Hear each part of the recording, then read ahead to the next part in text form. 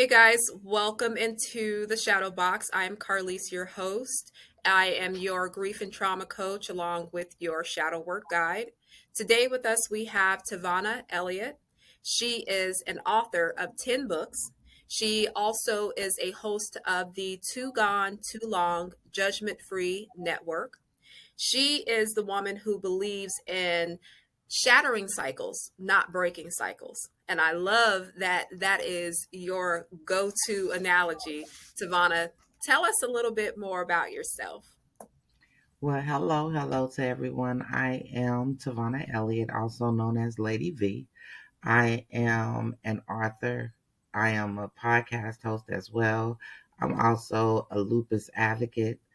Um, I wear numerous hats. I'm your favorite spiritual release coach, means that I actually dig deep into the bottom of the barrel where people don't like to go.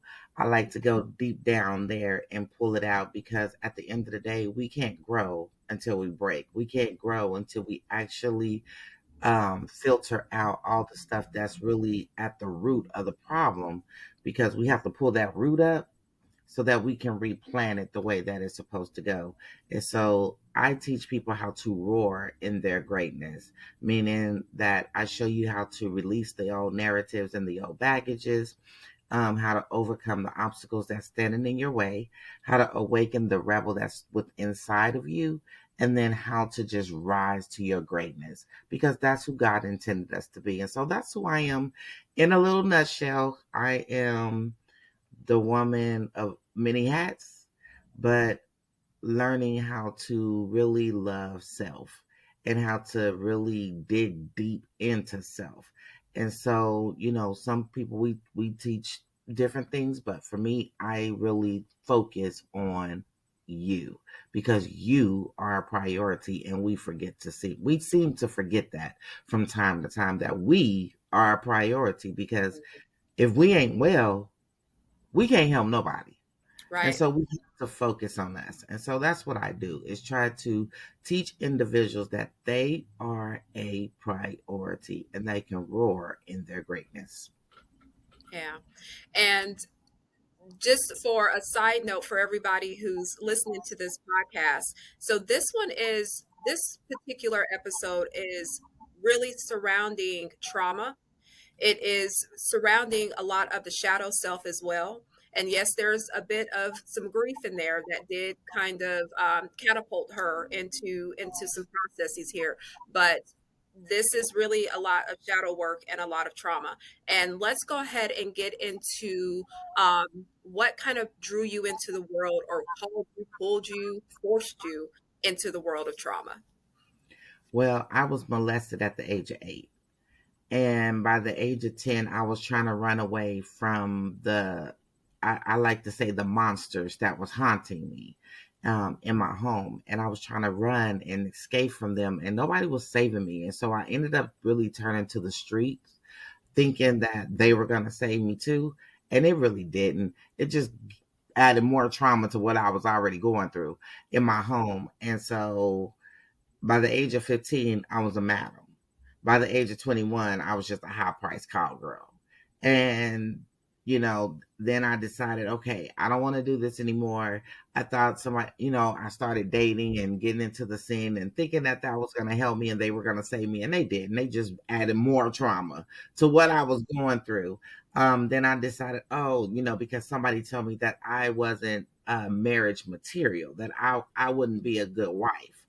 And so I am the type of person who you ain't gonna tell me what I can and cannot do. I'm gonna show you that I can be all these things that you said I couldn't do. Right. And I decided to so I ended up getting married to a narcissist, and I really just lost me in the process of it. I finally lost what was left of me, basically, Yeah. because I was already losing me anyway. I was losing me when I was in the streets. I was losing me at the age of 10. I was just lost.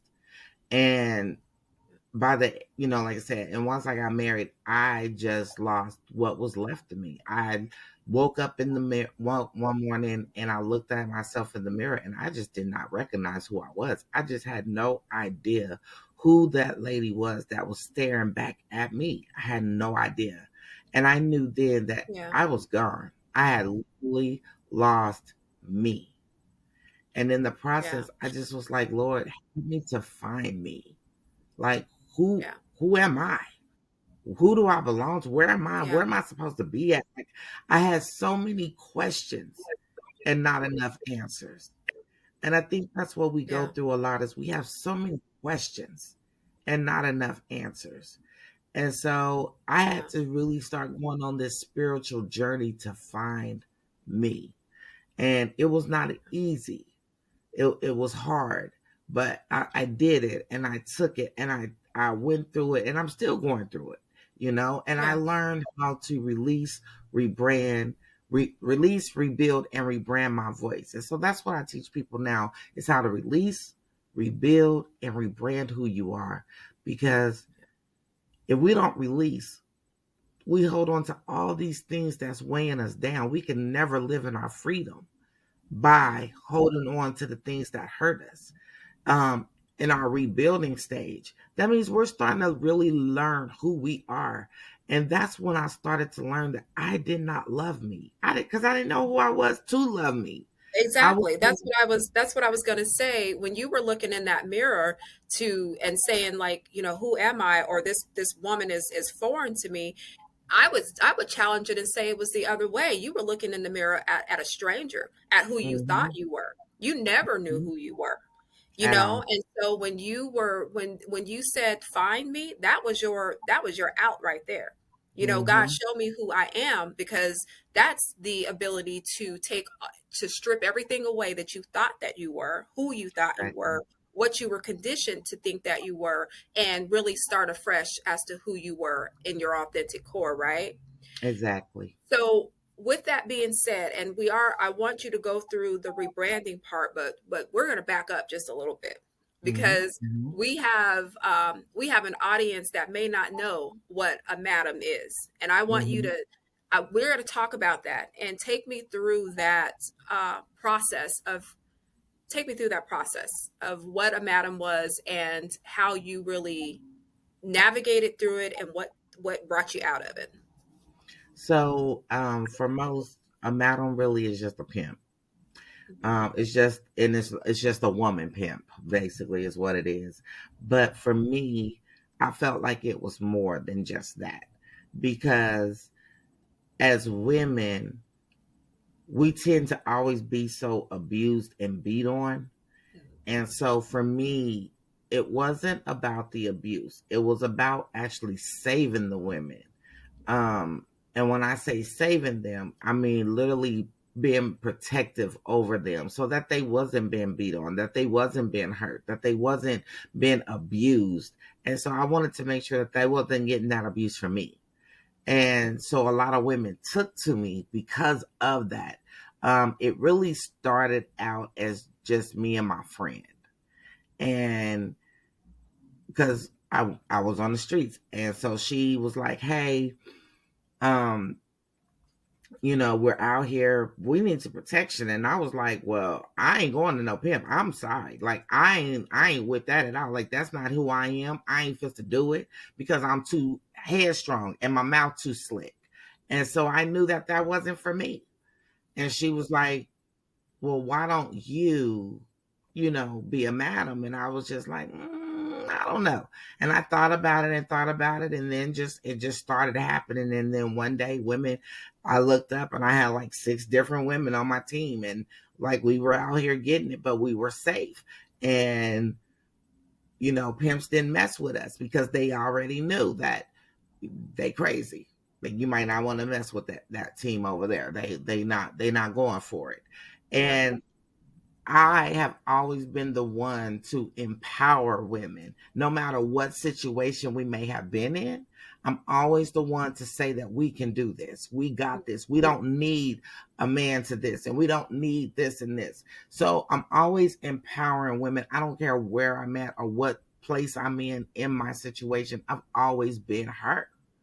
I've Yeah. always let women know that we're strong, that we're warrior women, and we can do all things.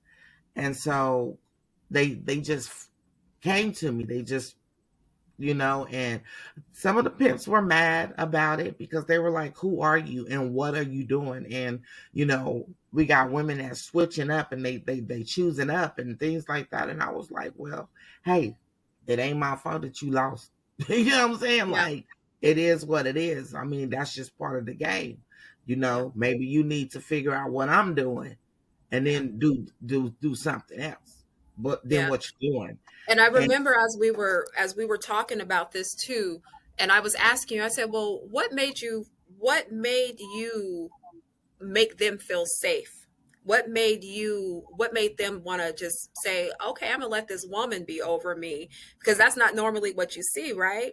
And exactly. so I remember you saying, like, I had the gift of gab, you know, Hmm. and it's the gift of gab of being able to draw them in and to keep them in as well. But Hmm. also with that gift of gab was your safety, and it had always been your Exactly. safety, Always, always, and you to know. to this day, it's still my safety net. Mm, Till this very single day, that is my safety. It always holds me because, again, God gave it to me, and I use it very well. I use it in my surrounding. Whatever it is that I need to do, I'm going to use it, yeah. and you know, And it people's worked gonna. out for you. And you Hmm. now, I mean, because when you have a gift as such, you know, because at one point in time you're using it for this, at another point in time, and let's say at one point in time you were using it to really make sure that you were safe when you were Hmm. being molested and when you were being in these tricky situations as a child, you had to learn how to talk fast in order to get yourself out of something, right? And so Exactly. you learned how to navigate it through, okay, I'm gonna make it make money for me. Okay, I'm gonna Exactly. make it make more money for me. And now I'm gonna Hmm. bring these women in. So it was always a sense of survival. Exactly. And so now doing what you do, you learned how to use it for good, Good. Hmm. use it for life, so to Hmm. speak.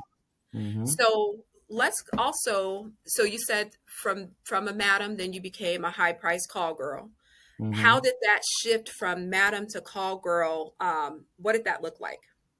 Well, for me, I mean, as a madam, it was all right, you know what I'm saying? But I just didn't want to have all, it takes a lot of energy, Mhm. and when you, now I understand it because I'm in my spiritual realm and I get the different types of energies. And I get what that is and what that look like when it's sitting on you. And a lot of times we don't know that when we're going through life. We don't know that the people that we're hanging with, those are the energies that we're putting on. Those are those soul ties that we have. It doesn't mean that you have to lay down with them. It just means that, guess what? If you're in that room with them, you have those soul ties to them because you're in, they're spreading that energy, and energy is very contagious, which means that Yeah, it can literally jump on you at any given minute. You can actually walk by somebody in the grocery store and their energy can transpire from you to, from them to you very quickly, yeah. you And know? especially if you're not in tuned. But if you are in Exactly. tuned with yourself, you can feel it and you know what Exactly. to do in order to get it off. But when Exactly. you're in the situations that you guys were in, it was just We what was going on. exactly. And we had no idea. We didn't know what it was. We didn't know. And I just was so drained all the time. And I got tired of being just everybody depending on me and everybody needing this from me and needing that and this and that. It just became so codependent that I just was like, you know what? I normally am by myself anyway. And so let me just, start separating myself. And so that's what I started to do. I started to distance myself. Hmm. And I find myself doing that a lot in life. Yeah, Is I put myself in these situations, and then when they get too hectic or it becomes too much, I start to distance myself. I start to pull away from those situations. I start to find my way out. And you know, I call it the separation bond yeah. because sometimes we have to be able to learn how to separate ourselves from people. Well, I have a And question with that, though. I have a question. So when you said when you put yourself in these situations and you find that they're starting to get too hectic and then you pull back, are you causing the hecticness or are the other people being hectic? What's going on there? So for me, I'm really a cool, calm, cool, and collective person. I like things to be very organized. I like things. I don't like drama. That's my thing. I don't like drama. I've always been like that, where I don't like drama. I don't like a lot of chaos and a lot of foolishness. And when I see all of this going on, and it's always some fighting, it's always some this, it's always some that, I will leave. I leave the scene. I actually start to separate myself right then and there because I don't like drama. And when you're starting to bring that drama to my front door, I will start to separate myself from you. And I noticed I do that in relationships. I noticed that just with people general, that I just can't stand drama. I can't stomach it. Yeah, It just becomes too much. And I'll tell people, baby, you got a lot of drama or a lot of hell in you. And I just yeah, can't do it because yeah, because of my demeanor. I am so calm now. If you bring me hell, I will give you hell, yeah, but you ain't gonna be ready for the hell that I'm gonna cause. yeah, And so, because I had to learn that about me, I had to learn that guess what? It's not worth it for me because you bring drama, I'm gonna cause hell, but I'm going to jail. yeah, I'm the one that always have to end up reaping the concussions of it. yeah, And so, to keep myself out of that, I try to eliminate myself from the drama, from the mess, from the foolishness, from the headaches, from the whatever it is that's causing. I just try to separate myself so that we don't even have to go there because I don't like to argue. I don't like to argue. If I'm arguing, I'm probably going to swing. yeah. I just don't like to argue. So I try to really get out of that and I try to Did you really have a lot of that at home? Oh yeah, it's always been arguing at home. You have to understand. I was molested, and then I was beat on. I was molested, and then I was beat on. I was beat on because I was being molested. And they can say it however they wanted, but that's really what it was. I was being beat on because I was too much like my dad. Every time she looked at me, she had to see him. She had to, what I'm saying? I was too much like him. I was too much too outgoing like him. I had too much of him. When we stand next to, it's crazy because when I stand next to my dad, I look just like him. I look like a lighter version of my dad. But when I Yeah. stand next to my mama, I look exactly like my mama too. Hmm. Yeah. Like, And that's kind of like the reason that you even kind of went into the profession too of being a madam because no one can take control of me now. At least that exactly, was the mindset. exactly. I am tired of being taken advantage by men, and my mom wasn't protecting me. So I'm going to be the man, I'm going to be the woman, I'm going to be the masculine and the feminine. I'm going to be my dad and I'm going to be my mom, what my mom should have been, right? Hmm. And so there you have this whole conundrum going on inside of you. So you took it and you wanted to do something with it, right? As in all of what you knew to do with it, Exactly. to protect yourself, to survive. And so during this time when you were being molested, where was mom and what was going on with mom? She was there. She was just too busy doing her. And for me, I like to say that she knows, she knew, she just was in denial of it because she loved him more than she loved me. And I'm all right with it now. Like it used to bother me, but after trying to get her love for 47 years, I just was over it. And I just feel like if you couldn't love me in 47 years, you ain't gonna love me in the next 47. So I'm done with it. Let's just keep it pushing. And so now I love my mama to death, but I love her from a distance. We have no communication. I'm not talking to her. She considers me as dead, and I'm all right with it. That's what she said, or that's what you assume? No, that's what she said. Okay. Okay. Okay.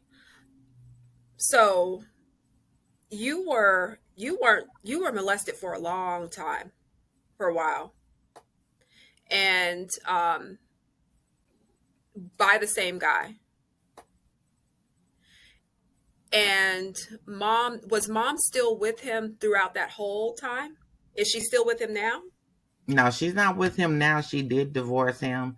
Um, and then she still went through her own little thing that she does, but she did finally divorce him and stuff like Okay. that. It did take a long time for it to do. Um, you know, that right there, I would say that she always have known. One thing that I can say in reality, and we gonna stop playing this game with each other, is that as moms and women, our intuition tells us everything. Mm, We know, but a lot of times we'll turn a blind eye to it because we don't want to really recognize and admit to the truth. We don't mm, want to say that, yes, that is happening. Because one thing that I know and two for certain is every mama knows what her child smells like. okay. And that's key. That's a key thing with girls, especially. Yeah. Exactly. Go ahead. Exactly. We put off a certain scent, a certain pheromone, Yeah. period. And every mama knows what her child smells like. You're not gonna play with me when it comes to that. Mhm. I don't, people say, oh, well, you don't know because you don't have no kids. What you're not gonna do is play with me because at the end of the day, I'm still a woman. Yeah. I'm still a woman. And I don't have to have no children to know that we put off a certain scent. Yeah. And And it's if not you smell uncommon that, to you know. know, and it's not uncommon to know too that when young girls are messed with that young, their scent changes. Exactly. It changes their whole balance. And Exactly. so there I totally agree. And yeah, you're exactly right about that. Hmm. Exactly. And we do. And so I'm gonna just say this to the mama out there right now that knows, that's in denial. Get your baby. Hmm. Get your baby. Protect your daughter because you're gonna bring a bond that you don't want. You're gonna bring that separation that you ain't gonna want. At the end of the day, in the basic instructions, he tells us that mama's gonna be against daughters and daughters gonna be and sons and fathers and things like that. But it don't have to be you. Yeah. It does not have to be you. You don't have to be that mama. You don't have to be that father. Get your Yeah. children. Protect your child at all costs. If you ain't gonna protect your children, then stop having them. Just real talk. Just don't have them. Protect you and not have no kids. That way they don't have to go through this drama and this trauma that y'all cause. Because at the end of the day, we could say, oh, I'm not causing the drama because I didn't do it. Hmm. But if you were there, you're a part of the trauma and you're a Yeah. part of the drama. If you're Yeah. there and you're not protecting your children, you are a part of that and you have to admit to that. And a lot of times we don't want to admit to that as individuals because it hurts us to admit to the truth, and the Mm, truth hurts. But that's the truth of it. yeah. And you had your grandmother there for a while, or for a certain amount of time, that kind of played as your safe haven, a little, Mm-hmm. a little bit, that safety net for you. And then she ended up passing away. Mm-hmm. Mm-hmm. Talk to us about that, because that was pretty much the catalyst to you just hitting the streets and staying there. Yeah. So once my grandmother passed, I ain't care about nothing. I ain't care about what was going on.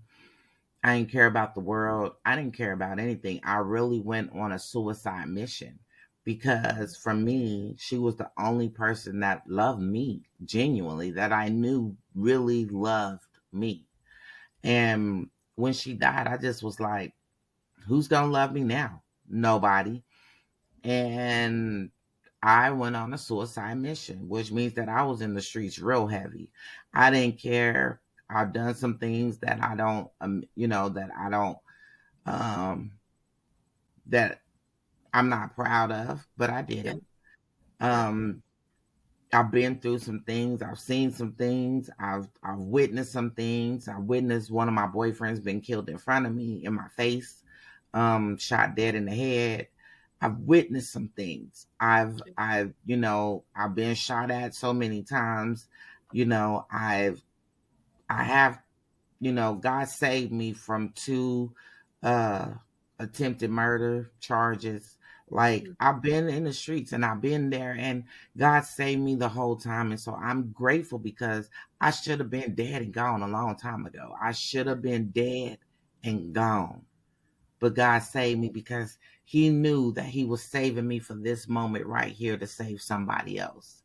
Mhm. And he knew that it was going to be my story that was going to help somebody else come through the trenches, somebody else come through the fire, somebody else to say, you know what? I don't have to just be a sex symbol. Yeah. I don't have to just be this gangster girl. I don't have to be just this person that people look at and just say that she's not going to amount to anything. Yeah. Because I heard all of that. I heard that I wasn't going to amount to anything. I heard that I wasn't about nothing. I heard that that who ain't nobody gonna love you. You ain't worthy of being loved. I've heard all of these things. And those were those limited beliefs, because when you hear them so much, you start to believe. Oh yeah. And when they come from the people who say that they love you the most, how Mhm. do you not believe the people who say they love you the most? Yeah. You Yeah, know? hence there goes your shadow, right? Because those are all the labels and all the, all the conditioning that was put upon you, and it Hmm. said that this is who you are. Exactly. This is who the world is supposed to see.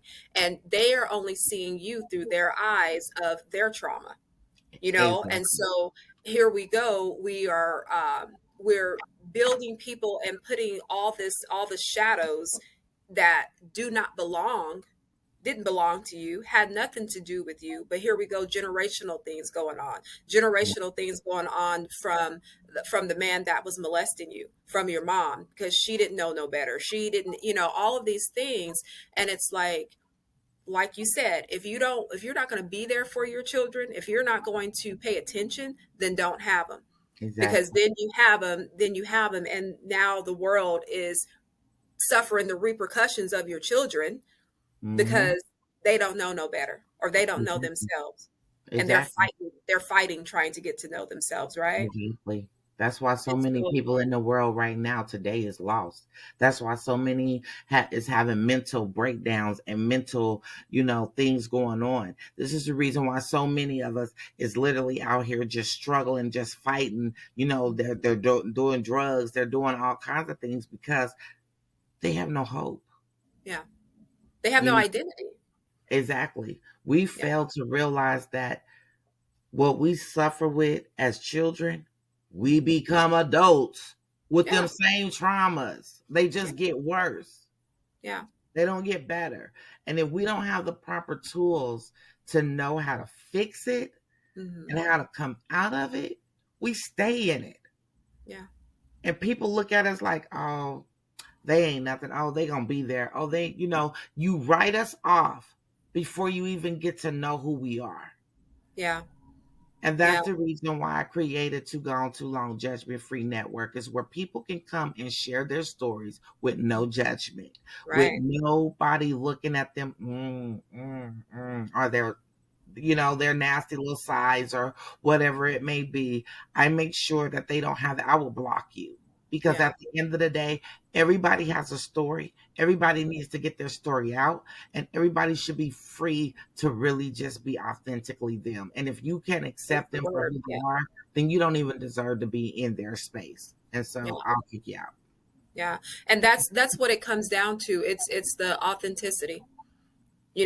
Being able to go through everything that you go through, being turned inside out. And where people get stuck is because they never do the work. And on top Exactly. of that, they don't know how to do the work. Because if you don't get yourself out of the environment that you're in, whether if it's a state, a home, a family, or whatever, you're not going to see anything that remotely triggers you to think outside of the box, right? Exactly. And Exactly. so, had you not been in the world the way that you were and in the streets the way that you were, yeah, you were seeing everything going on around you, but there was a whole lot of other things going on around you that you may have just got a sniff of, that you might have just got a peek of. And you were like, hey, there is something outside of this. There's something outside of this life that I've been conditioned to know. Exactly. Exactly.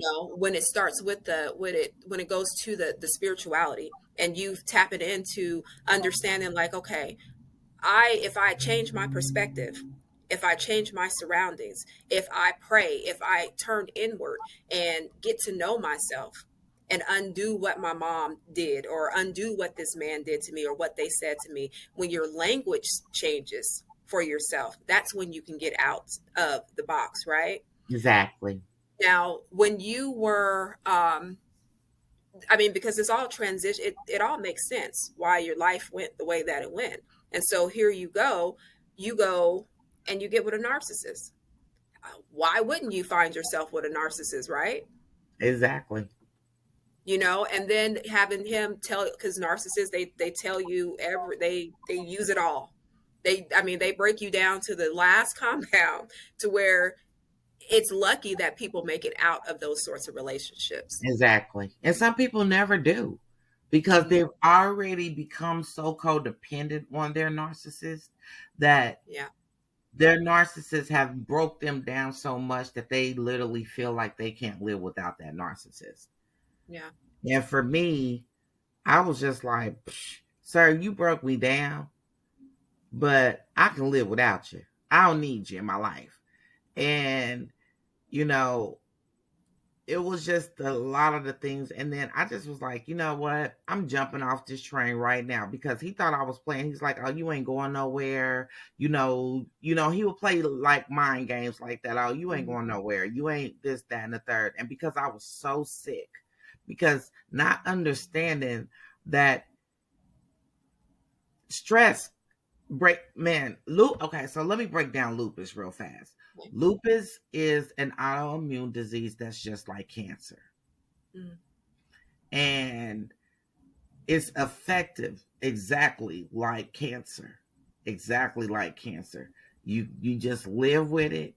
You don't have any surgeries with it, but it literally breaks you down and it goes in stages. And so when I first met him, I was stage 1. Okay. When I divorced him, I was in stage 3, Mm. which means that I only had one more stage to go. Yeah. Which, because once it starts to attack your organs, it's just a matter of time. Mm. It's just a matter of time after that. Just like cancer. Once it starts attacking those organs, it starts taking you down real fast. And I was right there on that verge of literally crossing over from 3 to 4. And my doctor said, you can reverse it, but it's up to you. Okay. And I just was like, I don't know how. I just don't know how. And so I went into prayer, Yeah. like, God, please show me how to reverse this. Show me how to get this off of me. Show me how to slow this down because I have no idea. I barely know what it is. I barely know how to control it. I barely know. And so he was like, start researching it. And so I literally start doing my research and start really, and then I realized that it's not a lot of research because the doctors really don't know. Hmm. It's not a lot of things on it. It kind of tell you a little bit about it, but it doesn't go in depth because there's no depth because they don't know. They have no idea. And Yeah. so I realized then that I had to stand up for all Lupians around the world because if I don't, they're gonna kill us. I've Hmm. died so many times from by a doctor's hands Yeah. that because they don't know how to treat us. And then they Mm. treat us like drug addicts because Because of the pain. They just don't know. Like right now, I actually have bruises on my arms where I just had to go get blood work. But the Hmm. problem is with that is the fact that I have been going through so many things that when they look at me, they automatically swear up and down that I'm a junkie. And I'm not. I Yeah, have bad veins that move, that, all kinds of stuff. And so it's sad, but it's real. Okay. yeah, And so, it's just a sad, sad, sad situation. But yeah, I gotta teach people, I gotta teach individuals right now how to get through this and how to do this, like how we walk through it. Because if I don't, these doctors is literally going to kill us. They're gonna yeah. kill us. We're gonna die.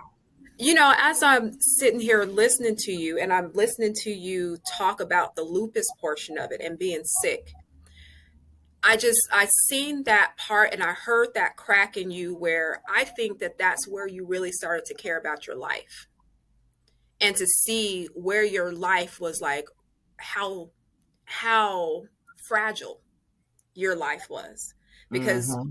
even when you get to a part, you have been shot at, you've been in all kind of dangerous situations. I can only imagine the dangerous situations, but some of those situations don't hit you as hard as an illness can hit you when you really understand that your life is not in your hands in a certain way. Exactly. And when you really, because you were out there in the streets, putting your life out there in the streets, you Exactly. were out there living the life, taking the sacrifices, taking the risk, and you knew what you were going through, going Mm-hmm. to every day, and you didn't know Mm-hmm. how it was going to turn out. But now Exactly. here it is, my body is hit with an illness that's inside of me that I can't control. Exactly. And Exactly. so I was listening and looking at you and hearing you, and it's like I feel like that's where you cracked to really Yeah, start caring about yourself. it is. It really is. I think that's when I really realized that, wow, because finally there's something that I don't have any control over. You know Mm, what I'm saying? I've always felt like I feel like that was really the first time I realized that I didn't have no control over this. And yeah, so it bothers me when people try to act like I'm supposed to just control this. Well, I would love to, but I can't. There's no control over this. I don't know when it's gonna hit. Right now, I'm flaring right now as we speak. You know what I'm yeah, saying? I almost didn't do this interview, just be honest, yeah, because I was just like, you know what? I am exhausted. I'm drained. You probably could see it in my face that yeah, I am exhausted and I just can't control it, but I don't give it no win over me. I yeah, will not allow it to say that I got you. No, you don't. You don't control me. I control you. And yeah, I have to do that every single time it starts to raise its head, because I don't just suffer from a trifecta from just one. I have several symptoms that is caused that makes me, it used to be a trifecta, but now it's like about 10 different things that I have that goes along with this, that okay, it's just horrible. And then yesterday I got hit with more news that, yeah, now it's now it's really starting to affect your nerves. And yeah, so I'm always trying to find a way to fight through it. I don't know about most people. Some people just lay down and say, oh, I'm hurting, I'm this, I'm that, and they make a lot of excuses. For me, I don't make no excuses. I just push through it.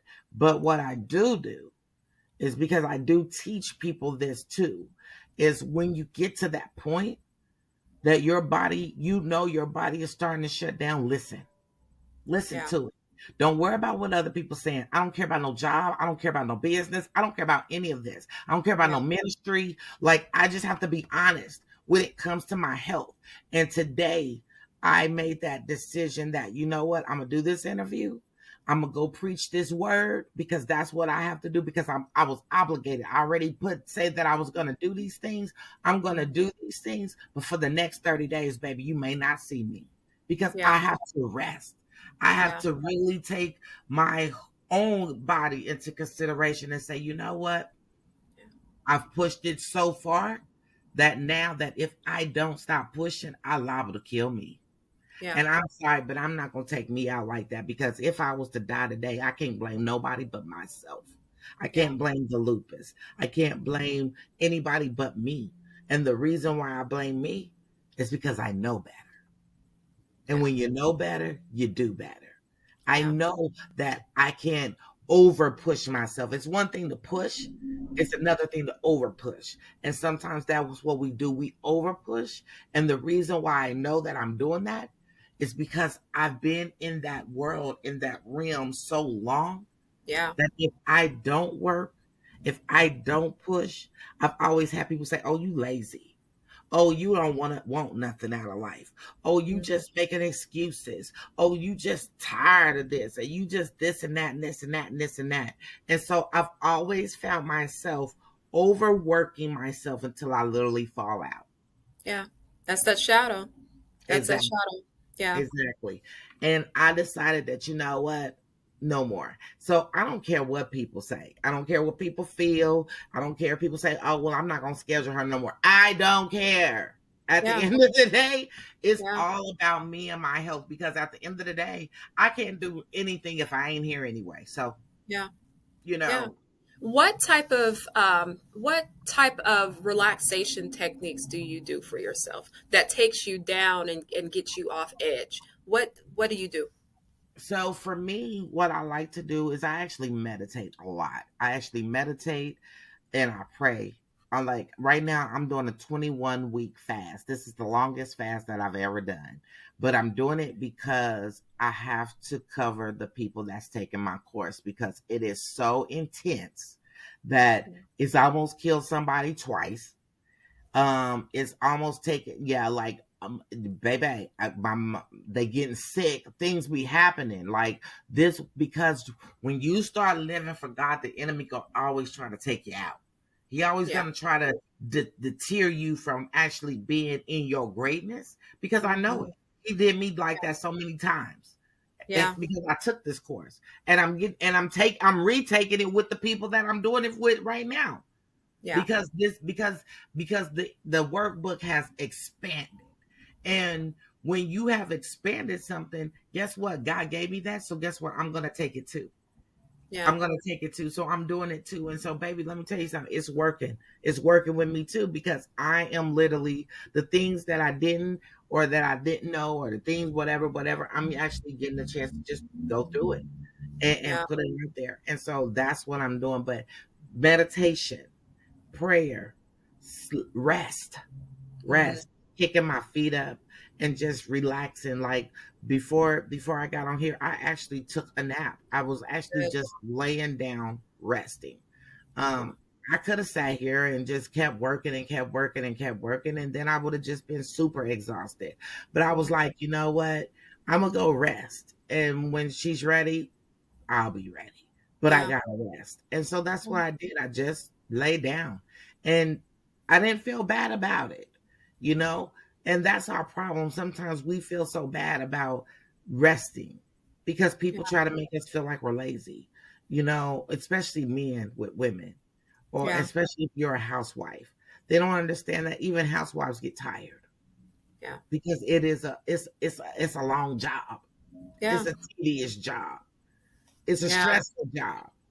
And especially, when you are used to the hustle, when you're used to the hustle, even for yourself, giving yourself permission to lay down and chill out and not think of yourself as lazy because you're not up doing something, making moves, turning corners, whatever you're doing. It's like, let yourself settle on the inside and know Exactly. that it's okay. Exactly. And I have to tell myself that all the time. I have to give myself permission. And I Hmm. tell people in my course, give yourself permission. The reason why we struggle so much is because we don't give ourselves permission, because we're waiting on somebody else to give us permission, because that's how we have been conditioned in our lives. And Yeah. so now I just don't do that. I just give myself permission. V, stop. And it's Yeah. okay.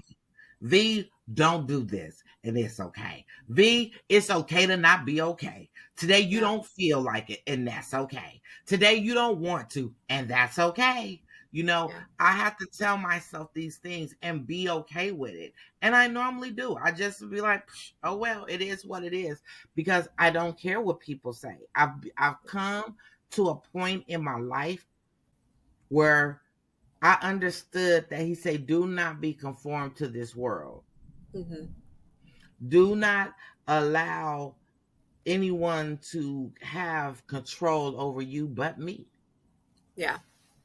And so I live that word. I live in that moment where I am not conformed to the world. I live in the world, but I'm not conformed to the world. Yeah. Yeah. And it makes a And difference.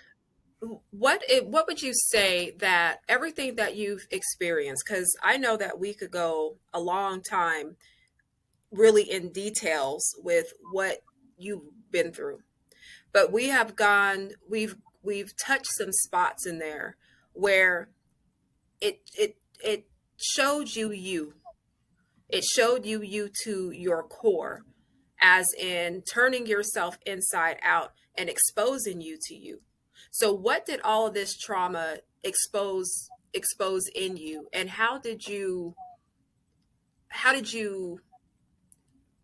then develop your character and develop your purpose out of that? So it really showed me that I was worth it. I didn't know. God had to drop me in the forest. And I tell everybody, this is my testimony. I was dropped in the forest because I was like, Lord, I'm tired of this hamster wheel. I'm tired of being on it and I want to get off of it. Yeah. And we have to be mindful when we ask God for things because we don't get it. Okay. And we have to be very specific. And I learned that too in my journey. I had to learn that I have to be very specific because I said, Lord, I want to get off this hamster wheel.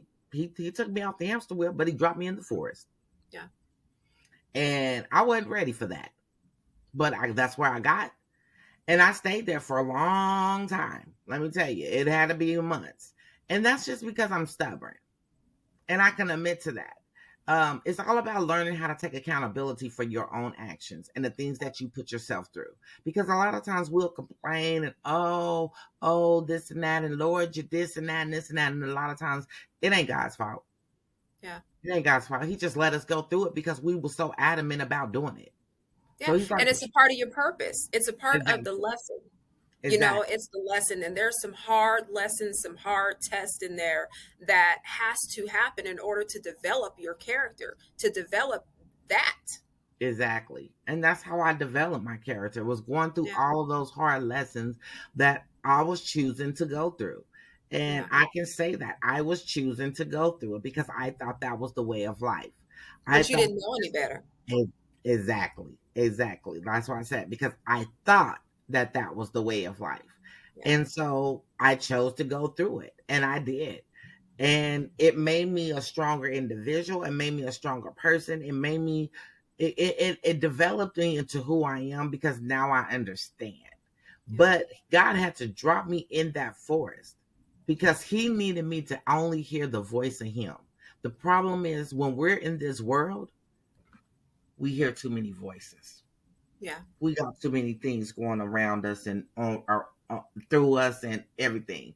We can't hear God's voice because Yeah. we got too many other things going on. So we're not paying attention. We don't have time to focus and just listen.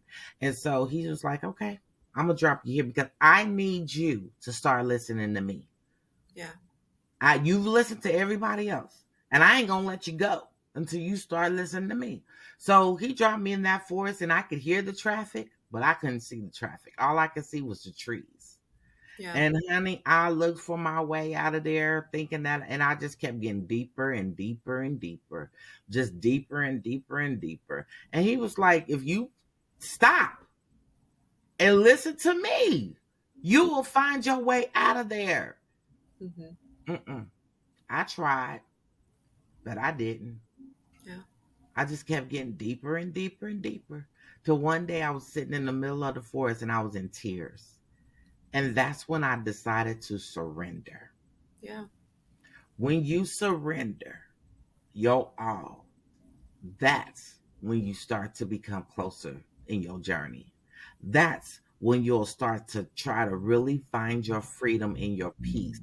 But until you surrender, you will always be caught on that hamster wheel of life. You will always be caught on that hamster wheel of drama. You will always be caught on that hamster wheel of grief. You will always be caught on that hamster wheel of depression. You will always be caught on that hamster wheel of anxiety. You will always be right there, no Yeah. matter how much you want to get off of it, if you do not surrender.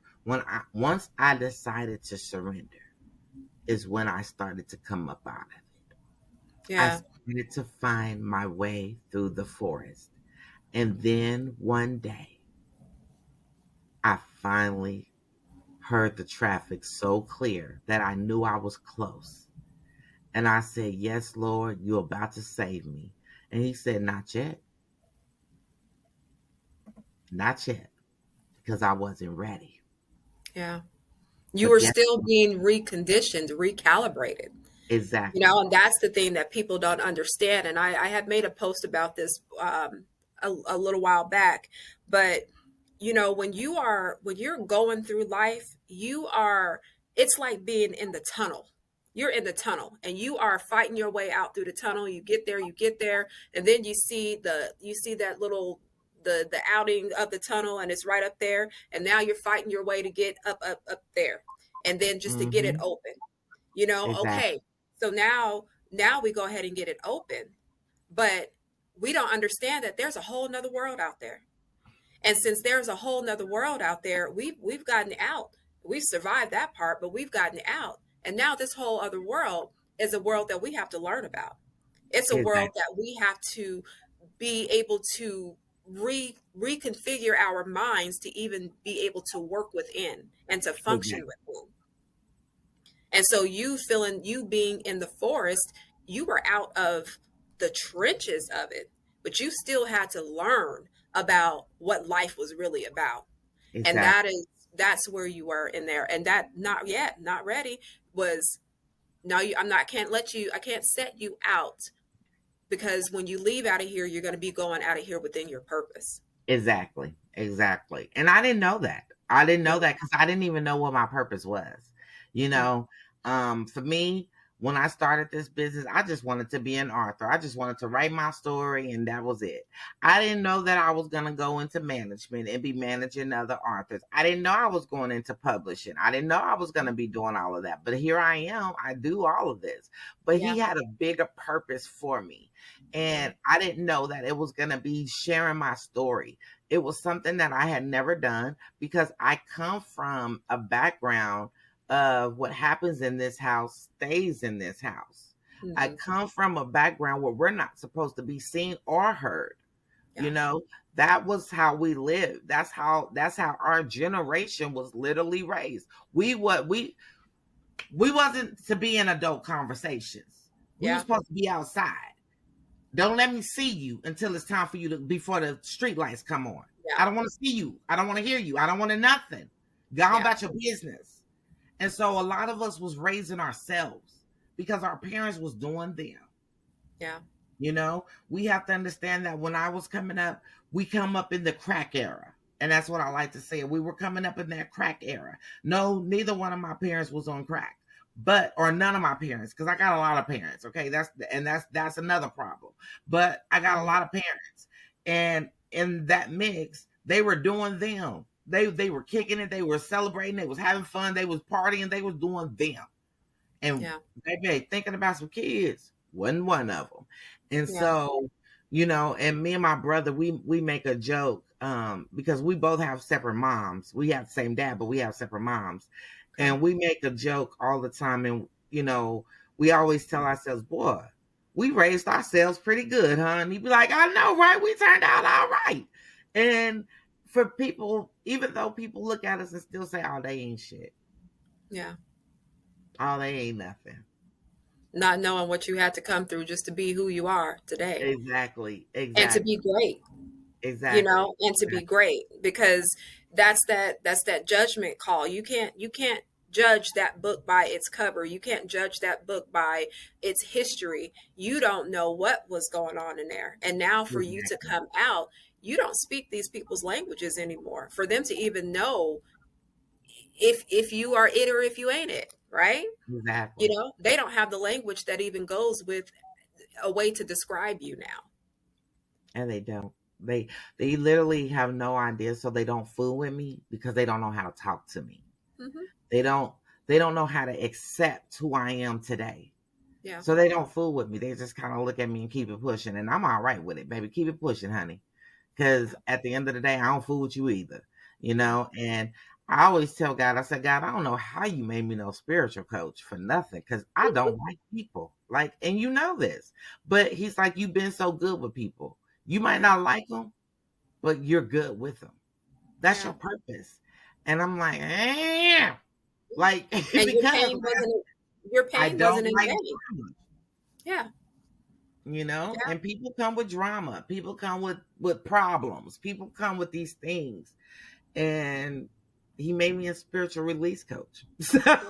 Yeah. So you But never that's the know what God's purpose is for you. But he tell us in his basic instructions that his plans ain't your plans and your no. plans ain't his plans, but you got to keep it going and keep with the flow. And I had to realize that my plans, those wasn't my plans, Yeah. but I'm good at it and I'm Yeah. all right with it and I've accepted it and I live in it and I literally do whatever it needs to be done because I want to see people live completely in their wholeheartedly freedom. Yeah. And we're not free. Well, I'm free because I Yeah. no longer live in my trauma. I no Yeah. longer live in my grief. I no longer live in my hurt. I no longer live in my depression. I no longer live in my anxiety. I no longer live in those. So I don't live at that address anymore. And Yeah. so I've learned how to be free. But baby, let me tell you, I had to go through this course to learn how to awaken the rebel that was inside of me that was ready to just bust loose and say, hey, the Yeah. world, yay world, here I am. I'm Lady V. I'm busting out. I'm not going to be silenced. I'm shattering the silence. I am not breaking Yeah. it anymore. I am shattering the silence because when you shatter something, it can never ever come back. When you Yeah. break something, you can put it back together and it comes, it ain't as pretty as it was before you broke it, but it's still put back together. Well, Yeah. I don't want to break it. I'm tired of breaking it. I've done broke it and put it back together and broke it again and put it back together and broke it again and put it back together. Well, baby, I'm over it. So now I'm Yeah. just shattering the silence and being through with it. And then after I shatter, I just sweep it on the way, throw it in the trash, and keep it right on pushing. Yeah. Be okay with it. And that's that sense of too. I love how you use the analogy of shattering because that is that sense of breaking away everything that's not supposed to be there. When things are shattered, you could see more of the pieces and you could spread those pieces out and say, which piece is this? Which piece is that? Which piece belongs to me? And a lot of it gets thrown away. And so I love the analogy of shattering the silence because it takes you out of the norm. It takes you out of Exactly. the expectations of what society believes that you are supposed to be or how you're supposed to Exactly. be. You come into your authenticity. So, which really goes along the lines of what you do. It's that release. Mm-hmm. When you Mm-hmm. could release it, then you don't have to be held captive to it. Exactly. Exactly. So, Tavana, tell us what are any projects or things that we should look for in the near future from you? Well, I am actually working on this anthology with which is representing 16 different women. It's called Warrior Women Hear Us Roar. And baby, they are roaring. They are some of the strongest women and honey, they going through it right now. But one thing I know is we know how to roar, we know how to push through it, and we know how to be warrior women when we need to be. And so that's what it's called. That's what we're doing. And so we're getting ready to it does come with a conference. And so for all the women around the world, this is definitely the conference that you're going to want to be in, baby, because there's going to be healing, there's going to be transformation, there's going to be shouting and praising. We're going to do it all and we're going to have a good time at doing it. And so I got that it's coming up in December in Oklahoma City. And then we're also doing a virtual conference as well with it. And so it's coming with a live and a virtual because we want to catch all women around the world that maybe they can't come to the live, but they want to come to the virtual. We want you there. And so I want to introduce you to some of the strongest women that I know. And so we're doing that. Whew, yeah, I got so many things. I'm always doing something. And then, of course, I got my course going, which is called Awaken the Rebel, Release, Rebuild, Rebrand Your Voice, where individuals can sign up and take this 21-week journey. It's already started, but you still have time if you want to get signed up. I have 5 spots left available. I take it in very small doses. So the spots are limited because this is a spiritual journey and a lot of people just can't come, you Yeah. know. And so I like to keep it minimum because, as you heard, I when you carry this many spirits this way, you have to really be mindful of how many you carrying. Yeah. And so I like to be small so that we can be intentional Yeah. and that it will make a bigger impact for you. And so because you're really getting my full attention. And so with the course, there's group sessions, there's one-on-ones, there's a workbook, there's a book that comes with it, but you have to definitely put in the work. It's definitely work.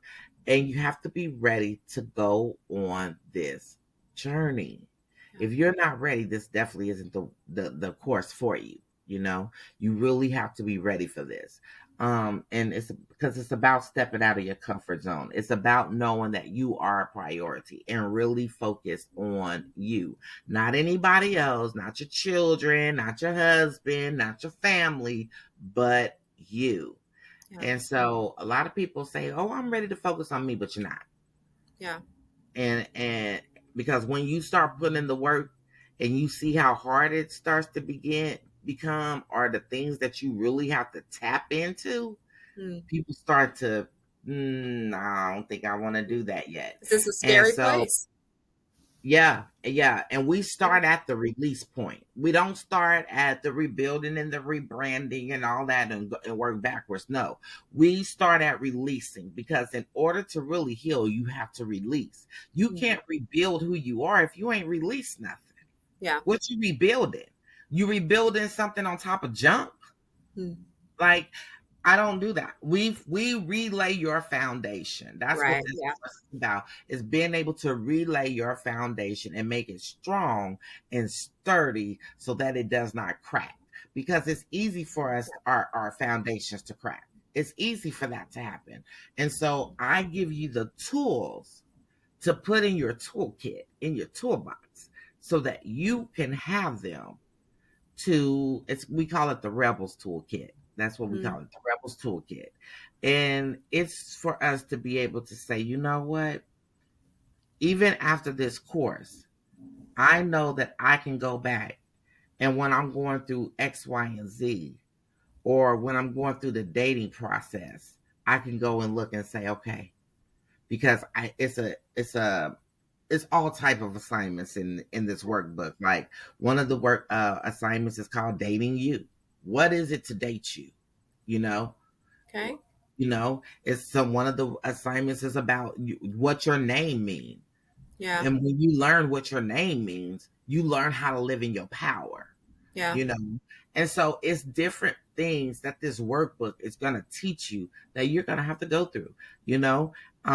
It's showing you how to release these things. And so you have to learn how to do that because you can't rebuild until you lay that foundation straight. So Yeah. we literally pull up the foundation and dig it all up, And get go it to all work. up, Yeah. and then we start to rebuild your foundation and relay it and finally get that. And then once after we lay your foundation, which means finding who you finally are, because after Mhm. you released all this stuff, now you need to know who are you.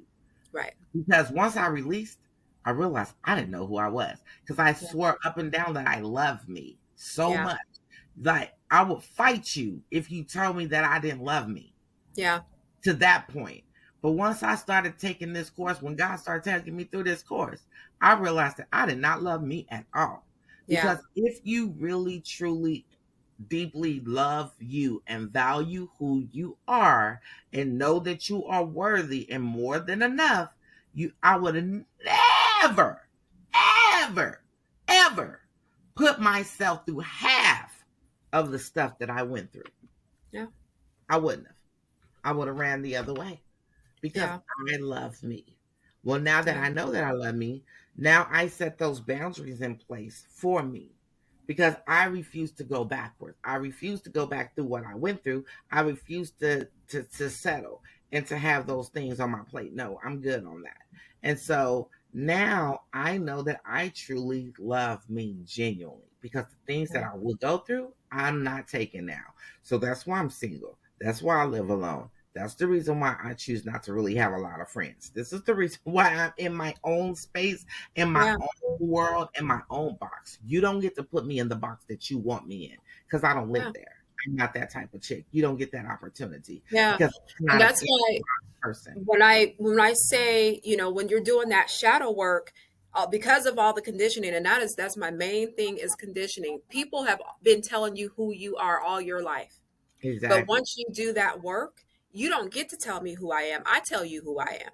And Exactly. when you get to that point, that's when everything opens up for you and you put who you want on your canvas, you put who you want in your tribe, you do what you are going Exactly. to do because this is me. This is not you. You get to come into my world.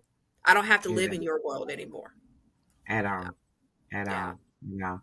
Awesome. And another big thing that I had to do was learn how to forgive me. Mm, Um, Forgiveness is one of the hardest things for us to do, yeah. but I had to learn how to do that. I had to learn how to forgive. I had to, and when I say forgive, I mean forgive those who trespass against me Hmm. and then forgive myself for allowing them to do it and then allowing me to stay in it so long. Yeah. I had to forgive myself for that because I stayed in that trauma, in that drama, in that hurt place, in that darkness for so long because I thought that that's where I belonged. Yeah. And I didn't. I didn't even deserve to be there. But I stayed there because I was told and conditioned that that's where I belonged. Yeah. It was like being in a dungeon and somebody just throw you down there and throw away the key and you just stay there, Yeah. not even trying to fight to get out Yeah. because you believe that that's where you belong. And Yeah. in reality, you don't. You deserve to be free and out of that dungeon of hurt, out of Yeah. that dungeon of grief, out of that dungeon of depression and anxiety. You deserve to be out of there. And so I fought my way out of that dungeon by forgiving myself, Yeah. by saying that, you know what, V, I'm sorry. And I'm sorry for keeping you there for so long. And I forgave the person that hurt me because God tells us in his basic instructions to forgive those who trespass against you. And Yeah. that is one of the hardest things for us to do. And somebody asks me all the time, how do you do that? And I'm like, this is when I was able to really forgive because I was like, I'm not doing that. When I got Yeah. that instructions, he said it's time. I said, I'm not doing that, Lord. I'm sorry. You can ask Yeah. me to do a lot of things, but you But ask not that. me to give somebody to me. I'm not doing that. Yeah. You can miss me. I'll holler at you on the next one. Call me when it's the next assignment. And he said, "No, ma'am. I'm not. I'm not passing that. You don't Yeah. tell me what you're gonna do. You're gonna do it, or you're not gonna. I'm just not gonna elevate you. How about that?" Yeah. And I was like, I don't care about no elevation. I don't care about no this and that. If I gotta forgive somebody, I ain't doing it. And then Yeah. it and then this is what really made this was the slap in the face. He said, okay, no problem. You don't have to. But I ain't gonna forgive you either. How about that? And walked out. Mm. Wait, hey, hold on. Pause. I'm Take a back. break. You said what? He Yeah. said, yeah, I'm not gonna forgive you. You won't forgive them. Why should I forgive you? I was like, Yeah. oh, wait. Hmm. Yeah. When that Mm, mirror gets put back in your face. exactly. And I Yeah. had to look at it. That hurt. That hurt. That Yeah. stung me like a knife. It was like somebody literally just took the knife and drug it and turned it in my heart. Yeah. And I just was like, wow. Okay, God, Yep. you're right. I'm sorry. Like I had to Yeah. apologize. Like because I was so adamant about not forgiving them. But then I Hmm. realized that if I don't forgive them, I can't move on. Yeah. And I forgiveness is stay in never for you. resentment. It's never for them. It's for you. Exactly. And that's what I had to learn. That's what God needed me to learn is that I wasn't forgiving them for them. I was Yeah. forgiving them for me so I can heal, so Yeah. I can move on. And Yeah. now when I see them, I can stare them in the face and not feel any type of way because I don't live Yeah. in my drama. I don't live in my trauma. I don't live in any of that. I'm all right with that. But Yeah. I will say that even though I don't live in the trauma, even those that anxiety still kicked in because something happened that brought those old memories, that brought that old trauma, that brought that back. Where now I'm like, okay, even though I don't live there, I still have to be cautious. Yeah. I still have to be in the mindset where I'm gonna protect me. And Yeah. so I had just made up in my mind that baby, you could come this way if you want. I'm gonna kill you. We're not. I don't care. It's me or you. And if you Yeah. come in my space, because this is my space, this is my boundaries, this is mine. You don't Yeah. get to come in here anymore. And if you come in, it's me or you. One of us is gonna go. I'm Yeah. over it. And I told God, Lord, you're gonna have to forgive me for it, but keep him out of my space. Because Yeah. if he comes in my space unannounced and uninvited, he's Yeah. gonna die. Yeah. Like And that's just that, you know, that protection aspect of yourself and not wanting to be, not willing to be a victim again, you know, exactly, and asking yourself, before, and hopefully it doesn't even come down to any of that, how do I respond to this versus reacting to this? Because exactly, you know what Tivana would have done back then. And now that you're in this space, and like you said, once you start to elevate and once you start to do courses as such as what you're doing now, the enemy finds different ways to attack you. And all in the that time, spare of the moment, it's easy to go back. But quick, when you remember, take a step back and look at everything objectively and look at, I could have been in jail a long time ago. I've done all of this work not so that a trigger or this person could come back and then change me and exactly, change the trajectory of my life to take away everything that I've worked so hard to do. exactly, So now how am I going to be proactive about this now that I'm aware of the space and the energy that you bring? exactly, exactly. Sometimes we just have to stay out the way. Yeah. That's what I've learned is learning how to stay out of the way and learning that when time presents itself and it's time to move around and it's time to go, don't be afraid to do that Yeah. because sometimes we're hesitant. God will show us and he'll say it's time to move, Yeah. but we ain't ready to move, so we'll sit in it. Mm, And then we wonder why things are yeah. happening. They're Why it hurts happening so bad. exactly because sometimes God have to push us out. He have to push us to our point where we're like, okay, God, I'm out of here. Yeah. And so I've learned how, for me, I've learned how to get up and go. So I don't stay connected to anything. Mm, You know what I'm saying? That's just me because I'm always ready to go when God calls me and say it's my time to go. yeah. So I'm not, I'm here, but I ain't here. Cause when it's time for me to go, I'm gone. Period. Yeah. I ain't wasting no time to get up out of here. I'm out of here, and that's how I've always been. When it's time to move, I'm ready to go. Yeah. And sometimes I can always feel when my time is coming up to Yeah. that point where, okay, it's about time for me to start moving around. I can normally feel it because I've been in that realm. And so Yeah. when he's getting, and this is one of those times where he's like, okay, babe, it's almost time for you to get up, get ready to go, but Yeah. you can't leave until you do this conference. See, Yeah. those are my instructions. I can't leave until I do this conference because it's something here, right here in this city, that is a need. It's a need for this. Now, where are And you at again? I'm in Oklahoma. Oh, you're in Oklahoma. Okay. Okay. Right now, as of right now, everybody know that I never stay still too long at all. But Yeah. this is just one of the places that he brought me to. I've lived in probably 10 to 12 of the states. Okay. Literally, I've lived there, not just visited, but I've lived in those states because that's what I am. I'm a roamer. You know, Yeah.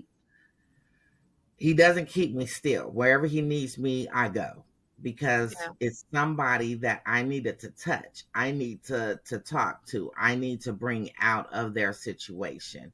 Yeah. And that's the reason why I have so many kids. I don't have no kids. I didn't birth any. I didn't birth Okay. any, but I got 143 of them and they're still growing. And they're all over the world. Some is grown, some is babies, some is young, some is, and I'm all right with it. I'm all Yeah. right with it.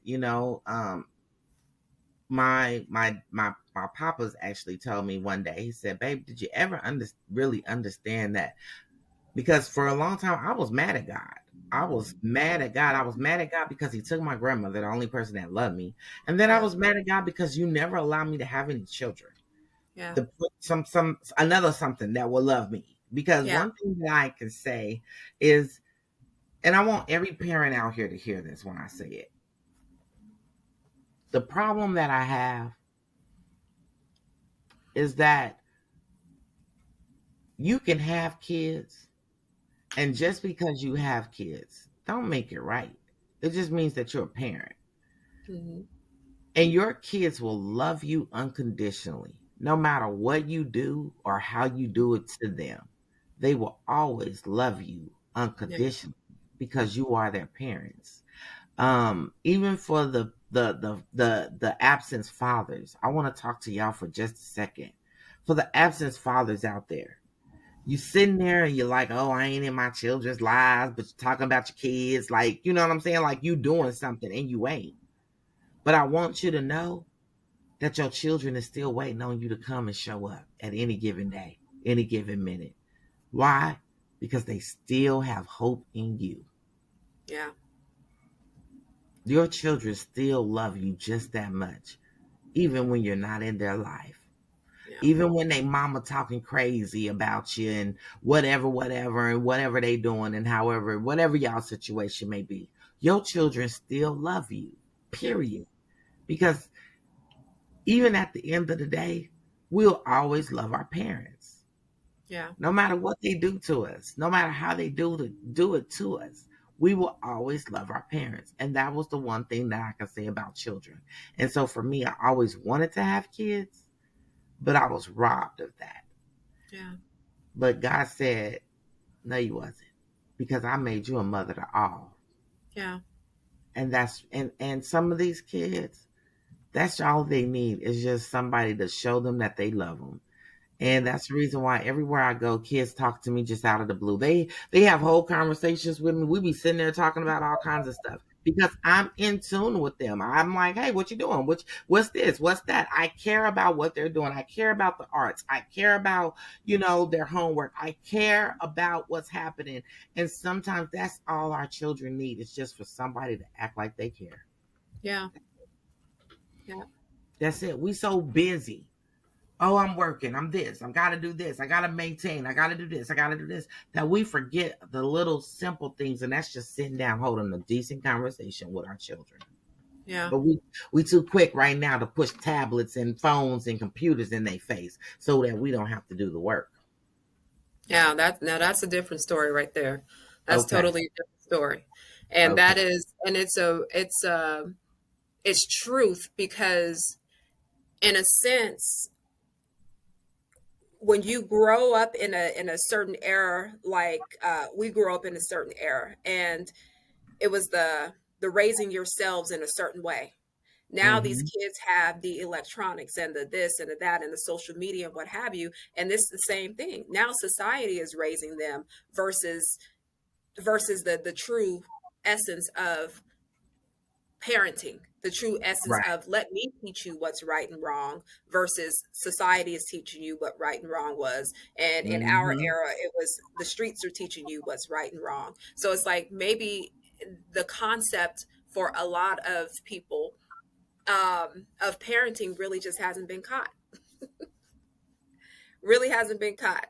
And people are just having kids because it's a status, it's an identity, but not Exactly. understanding that it's a responsibility. It's a responsibility, a Yeah. lot of it, and trust me, I've seen women who go through the process of because they couldn't have no kids, and so now they want to have these kids, and then they do all this stuff, and then their kids come with these medical issues and things like that, Mhm. and now they're mad at everybody else because everybody else is doing this and doing that and this and that and this and that, and they don't do this. First of all, baby, you chose to have them kids. You Yeah. chose to have them kids. So whatever comes with it, that's your decision. You got to live with that. You can't be mad at everybody else because they're not giving up their lives to help you with your children. You chose that for you. You That's chose true. because you went through all these steps to have these kids. So And stop now being you got them, so mad. be happy about it, right? Exactly. Stop being mad when they have certain type of medical conditions because Yeah.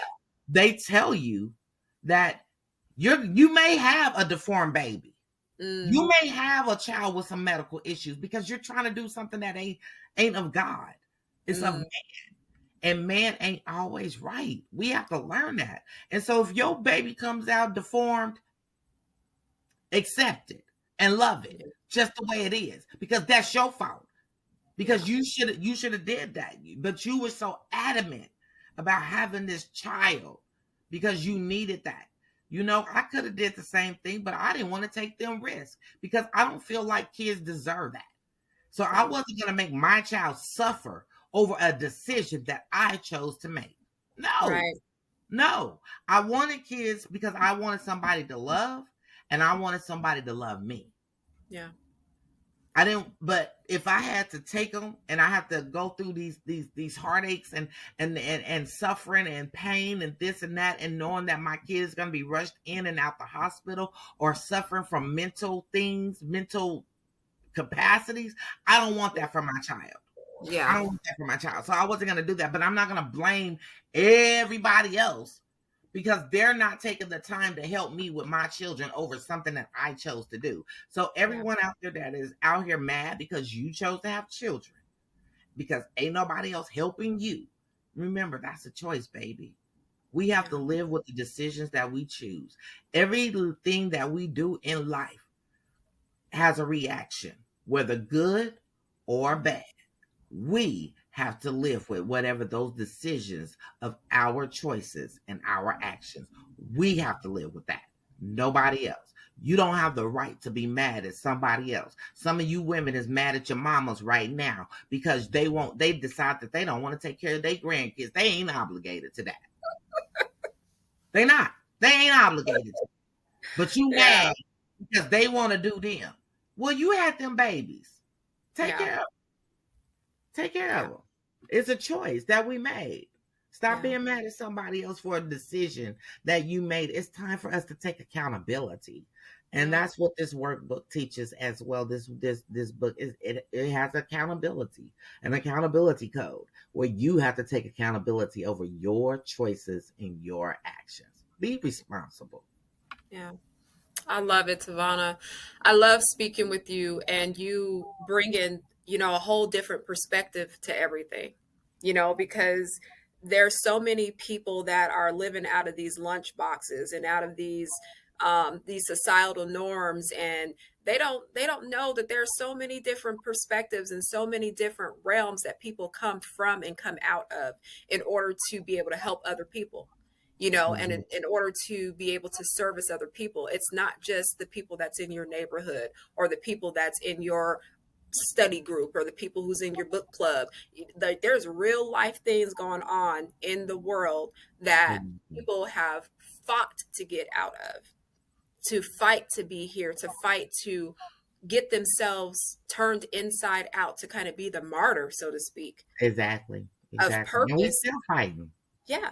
And it's to propel you into your purpose. And Mm-hmm. life in such a way where we don't get to choose what these struggles are going to be. We just got to Mm-hmm. understand the assignment, right?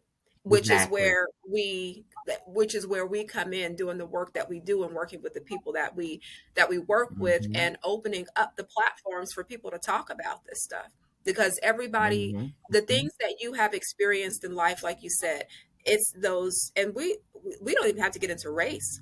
There's white people, Mexican people, Chinese people, all kind of people who have experienced exactly what you have experienced and have Mm-hmm. no Mm-hmm. outlet for it, or was told to never talk about it. Exactly. And so Exactly. I thank you for coming in here and talking to us about it and being transparent, being raw, being real about it, and speaking your truth. And just from me to you, I want you to know how worthy you are and how valuable you are and how loved that you are, just amongst this journey. And that is three things that I say to my clients after yoga, after all of that, because the journey and the worth and the value is something that you are not given. People think that that's just a birthright, Come on now. and it's not. It's the experiences that you have Mm-hmm. that make you understand how worthy, how valuable, how loved that you are, especially when you know Mm-hmm. that life can just go at the blink of an eye, right? For real. So Real. I just thank you, Savannah. I really, really thank you for coming into the shadow box and exposing some light and exposing some shadows and talking about your own. And all of Tivana's information about her books, about her courses, everything that she has going on will be up under this podcast in her bio. And we will make sure that you have her contact information, so when she starts new courses, that you'll know and that you can get a hold to it and come and learn from her and come and release some things, release and rebrand, right?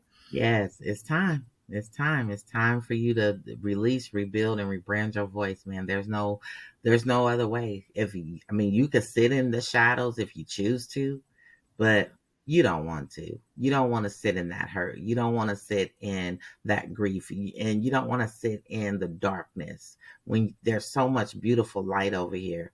There's so many reasons why you have to smile. There's so many reasons why you have to love just you. Yeah. But you won't know that until you decide to come out. So Yeah. come And on you out. have permission to go to the light. Hmm. That's it. You have your own permission to go to the light. And once you realize that it's not something else holding you back and that you can actually walk into the light, it's okay. It's It's all okay. right. You can do this. Exactly. Um, All right. So, everybody, I thank you for coming into the shadow box and just sharing this moment with us as we listened to Tivana, as we learned a lot about her, a lot about her experiences, and a lot about what really happens in the world. This is where shadows are built. This is where character is built, wrong or right. This is where conditioning is built.